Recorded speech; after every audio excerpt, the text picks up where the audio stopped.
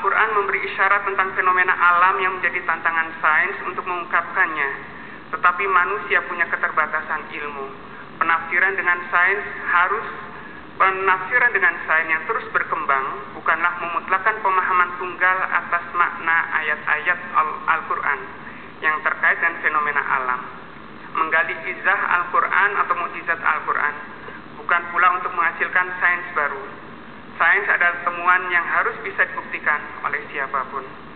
Bapak Presiden yang saya muliakan dan hadirin yang saya hormati, Al-Quran dan isyaratnya mendorong eksplorasi antariksa dengan sains tentang perilaku orbit benda langit dan sifat fisis lainnya untuk pengembangan wahana antariksa. Ya ma'asyaral jinni wal insi in istata'tum an tanfudhu min aqtaris samawati wal ard fanfudhu la tanfudhu illa bisultan. Hai jin dan manusia, jika kamu sanggup melintasi penjuru langit dan bumi, maka lintasilah. Kamu tidak sanggup menembusnya kecuali dengan kekuatan. Menembus penjuru langit dan bumi harus dengan kekuatan. Kekuatan itu adalah sains dan teknologi. Bangsa yang kuat adalah bangsa yang kokoh dalam penguasaan sains dan teknologi. Langit pun bisa dikuasai. Pesawat terbang, roket, dan satelit mutlak diperlukan untuk menguasai langit yang pada gilirannya akan menguasai penjuru bumi. Teknologi antariksa kini digunakan untuk memudahkan komunikasi, navigasi segenap penjuru bumi, mengamati perilaku alam, dan mengeksplorasi kandungan sumber dayanya. Bangsa kita pun sedang berupaya membangun kekuatan seperti itu, walaupun dengan segala keterbatasan, namun dengan motivasi tinggi. Sejak peluncuran satelit Palapa 1976, kita telah memasuki era satelit dan kini tak mungkin lepas dari ketergantungan pada teknologi satelit. Bukan hanya untuk telekomunikasi, tetapi juga untuk penginderaan jauh dan navigasi. Salah satu keunggulan suatu bangsa diukur juga dari kemandiriannya dalam teknologi antariksa.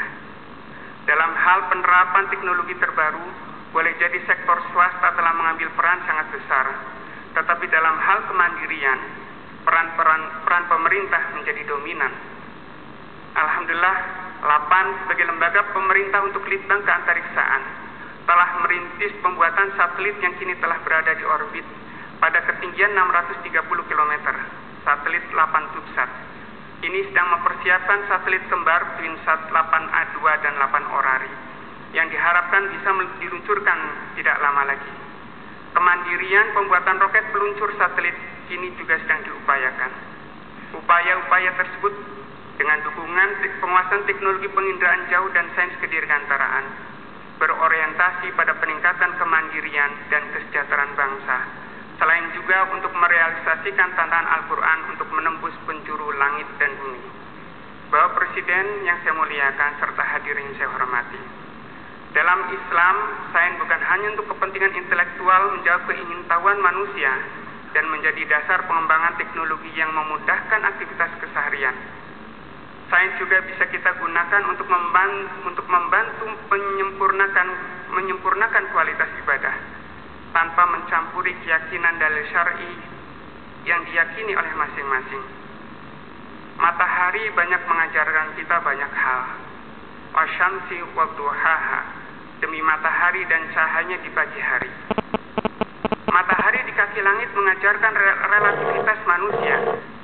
Matahari di kaki langit yang tampak besar hanyalah ukuran semu, karena pembandingnya, bukit, gedung, atau pohon, tampak mengecil di kejauhan. Sedangkan matahari saat tengah hari tampak kecil karena dibandingkan dengan langit yang luas. Sains mengungkapkan makna itu untuk memahami hikmah yang ditegaskan pada ayat-ayat berikutnya. Qad aflaha man zakkaha wa qad khaba man dassaha. Sesungguhnya beruntunglah orang yang mensucikan jiwa itu, dan sesungguhnya merugilah orang yang mengotorinya. Ukuran relatif manusiawi sering menyebabkan kekotoran jiwa kita dengan keangkuhan dan sikap keunggulan, di samping sikap inferior yang cenderung mengingkari nikmat Allah. Matahari di kaki langit mengajarkan hikmah untuk berpikir jernih dalam menilai sesuatu. Matahari juga memberi pelajaran penting untuk kita ambil hikmahnya. Spektrum cahayanya yang sebenarnya beraneka menyatu seolah tanpa warna. Keberagamannya hanya ditampakkan untuk menunjukkan keindahan warna pelangi dan beragam warna di alam ini. Matahari mengajarkan dalam hidup pun tak lepas dari keberagaman. Keberagaman tak perlu dileburkan, karena itu memberikan keindahan dengan beragam warna kehidupan. Tetapi bila diperlukan, keberagaman dapat pula dipersatukan menjadi tanpa warna demi kesatuan yang menenteramkan.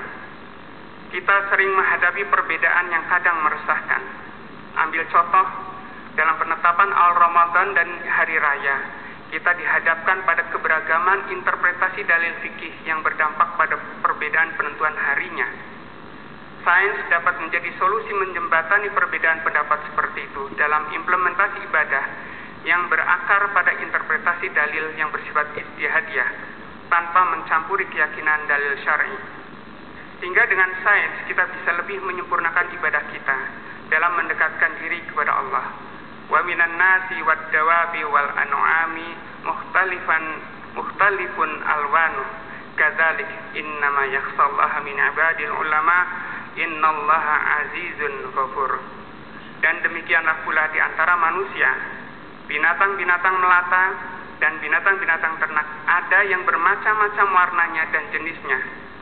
Sesungguhnya yang paling takut kepada Allah adalah di antara hamba-hambanya adalah para ulama, orang-orang yang berilmu. Sesungguhnya Allah Maha Perkasa lagi Maha Pengampun. Bapak Presiden yang saya muliakan serta hadirin yang saya hormati, demikianlah Al-Quran berperan mendorong pengembangan ilmu pengetahuan, dan sebaliknya ilmu pengetahuan berperan memahami makna-makna tersembunyi pada ayat-ayatnya dan membantu menyempurnakan ketaatan kita kepada Allah. Wassalamualaikum warahmatullahi wabarakatuh. Saudara, baru saja kita ikuti uraian hikmah nuzulul Quran yang disampaikan oleh Profesor Dr. Thomas Jamaluddin. Beliau mengungkapkan Al-Quran merangkum penciptaan semesta dan mengungkapkan misteri nama Sang Pencipta. Acara selanjutnya sambutan Menteri Agama Bapak Surya Dharma Ali.